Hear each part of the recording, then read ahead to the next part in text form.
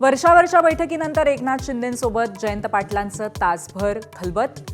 अर्थ खात्याबाबत चर्चा झाल्याची सूत्रांची माहिती. राज्याच्या राजकारणाची समीकरणं पुन्हा बदलण्याची जोरदार चर्चा. जयंत पाटलांच्या भेटीगाठींमागे वावगं काही नाही, तटकरेंची प्रतिक्रिया. पाटील आव्हाड यांचा राऊतांकडून फ्री बर्ड्स असा उल्लेख. विकासासाठी चर्चा होतात, राजकारण नाही, बावनकुळेंचं स्पष्टीकरण. पार्थ पवारांनी घेतली मुख्यमंत्री देवेंद्र फडणवीसांची भेट. मुख्यमंत्र्यांसोबतच्या बैठकीची माहिती सुनेत्रा पवारांना दिली जाईल, पार्थ पवारांचं आश्वासन. नागपुरातल्या रामरक्षा आंदोलनाचं सरसंघचालकांनाही आमंत्रण. खासदार संजय राऊतांचं पत्र. तर रामरक्षा आंदोलन भोंदूगिरी, मंत्री बावनकुळेंची टीका.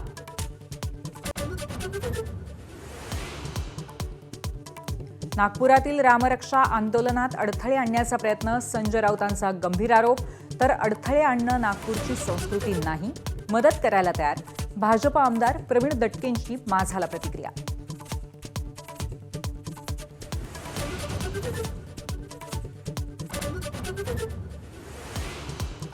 खासदार सुप्रिया सुळेंनी जंतर मंतरवरती जाऊन सोनम वांगचुक यांची भेट घेतली.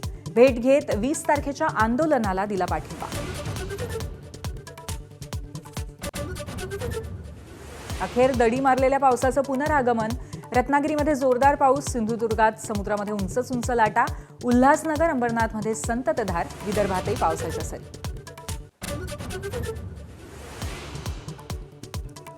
देशातल्या पहिल्या हायड्रोजन ट्रेनला हिरवा कंदील. हरियाणाच्या जिंद स्टेशनवरनं पंतप्रधान मोदींनी दाखवला हिरवा झेंडा.